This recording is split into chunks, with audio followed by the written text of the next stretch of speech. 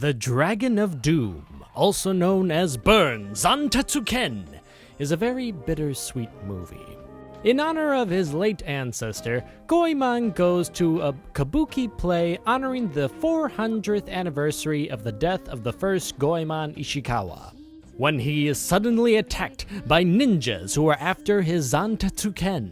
The ninjas are being funded by the Hong Kong mafioso boss known as Chin Chin Chu. Try saying that 10 times fast. Who is after a treasure that is sunken beneath the waves aboard the legendary Titanic. Chin Chin is able to tease Lupin into going onto the Titanic to retrieve the legendary Dragon of Doom that is said to house the recipe of creating the same type of material that was used to forge the Zantetsuken.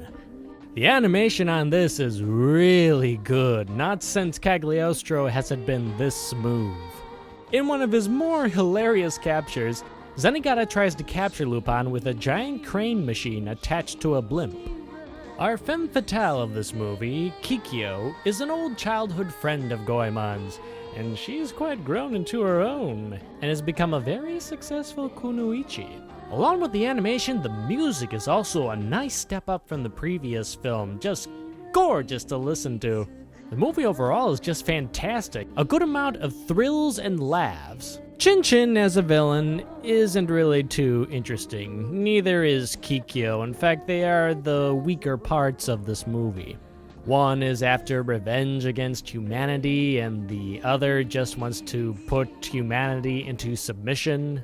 Although there is one really big highlight to this film, man has often asked the immortal question: will it cut?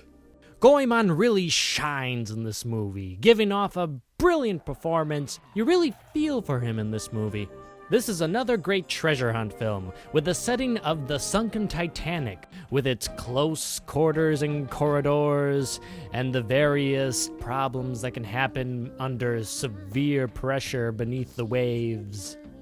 Leads to some thrilling moments and very action-packed sequences. This is highly recommended. You should definitely check this one out.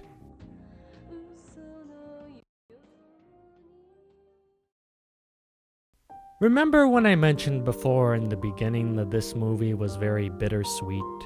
This is the last time that we will hear the voice of Yasuo Yamada playing his longtime part of Arsène Lupin III. After recording for this movie, he died of a brain hemorrhage at the age of 62. At his very funeral, the voice actor of Inspector Zenigata, Naya Goro, after seeing his picture, yells softly in his Zenigata voice, "If you're dead, who will I chase now?" But all is not so sad, my friends. For Yasuo did have in his very last will and testament that if he should ever die, he wanted his understudy, Kenichi Kurata, to take over the role of Lupin, which he has to this very day. Rest in peace, Yasuo. You have touched so many people with your talents as Lupin over the years, but now it's time to finally rest. ごめんなさい、ルパン。あなたも愛してるわ。わかってるよ、藤子。天国からずっと見守ってるぜ。